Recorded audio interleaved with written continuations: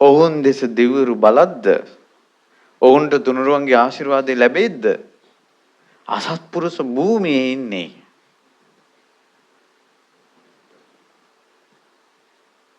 අසත්පුරුෂය සේවනය කරන්න එපා සත්පුරුෂය සේවනය කරන්න කියලා යමක් ඇද්ද?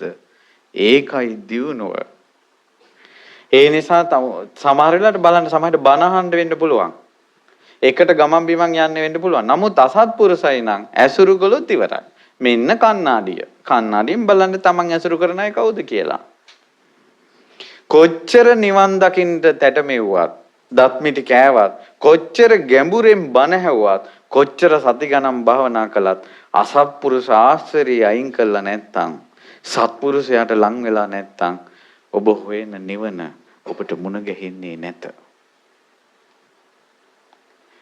මග්නිසාදයට අසත්පුරුෂය ඇසුරු කරන එක සත්පුරුෂය ඇසුරු නොකරන එක පිරිහෙන කරුණක්. අසතන් ධම්මං රෝචේති තම්පරා භවතු මුඛං.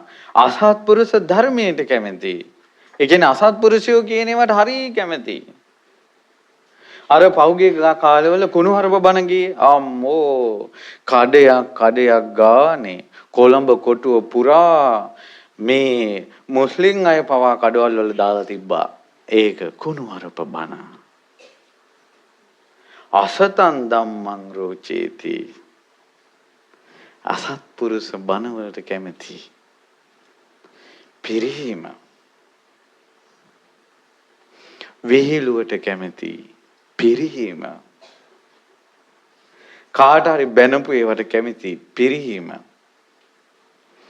ඔය කොල්ලන්ගේ කෙල්ලන්ගේ ෆෝන් වල ඔය Facebook වල ඊළඟට තමන්ගේ ෆෝන් එකේ දාගෙන ඉන්න ෆොටෝ වල බලන්න එක එකාට බැනපු ඒවා විකට ඒවා කාටුන් ඒවා